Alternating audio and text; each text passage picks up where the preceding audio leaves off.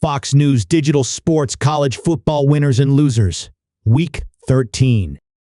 CC takes huge hit before college football playoff.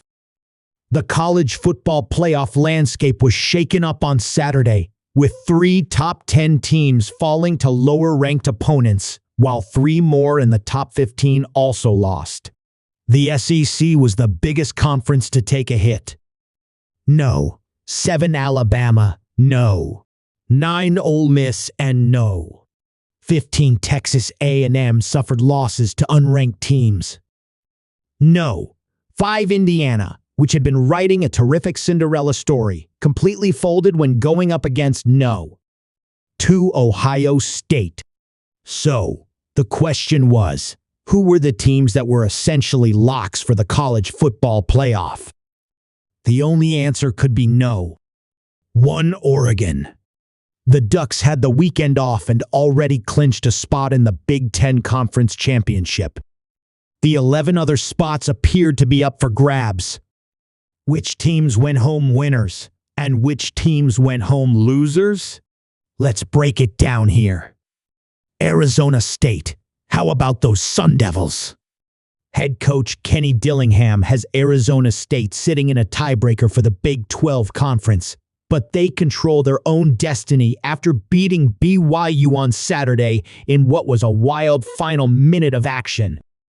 The biggest takeaway is that with Colorado losing, this sets up a massive final weekend in the conference, and Arizona State is 1 win away from playing for a title and a spot in the college football playoff. Tennessee. Yes, the Vols beat UT on Saturday in what was not much of a football game. But it was what happened around them in the SEC that now has Tennessee in a prime spot for a playoff spot. With Ole Miss and Alabama both being upset on Saturday, a path opened for Josh Heupel's team to clinch a playoff berth next weekend against Vanderbilt. Just when you thought things wouldn't go their way, the Vols are now sitting pretty.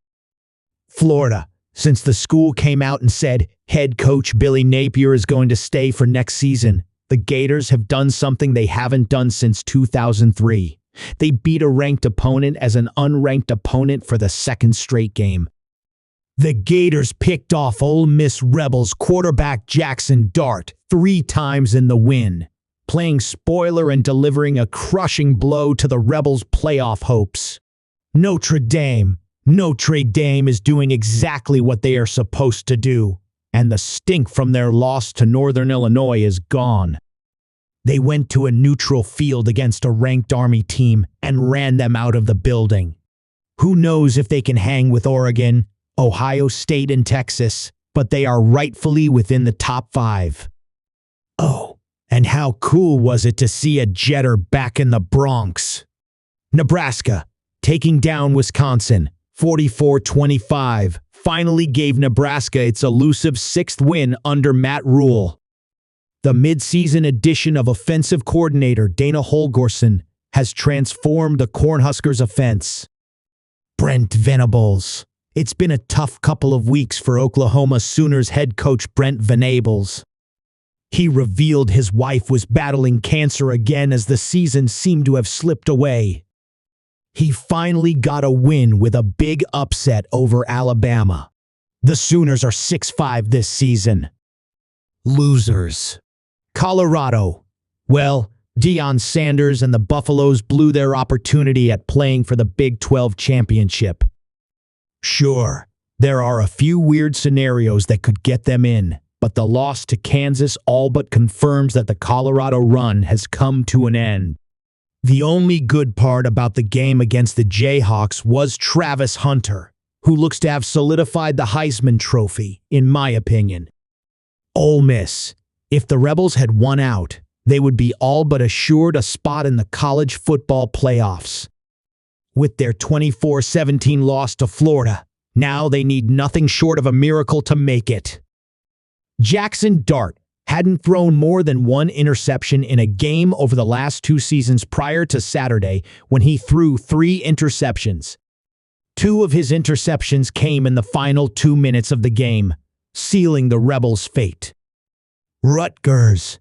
A timeout that will live in infamy cost Rutgers a chance at its first win V's. A ranked opponent since 2009. The Scarlet Knights are bowl-bound regardless, but it will be a senior day the program never gets back. North Carolina.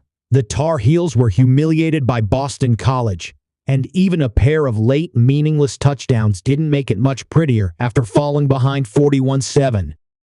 The SEC things went sideways for the conference in a wild way on Saturday. Ole Miss losing to Florida was thought to be the only madness we'd see this past weekend. But Alabama decided to join the party of losing a spot in the college football playoff by getting drilled by Oklahoma. Then, Texas A&M was beaten by Auburn in 4 overtimes, which has caused full-blown chaos in the conference.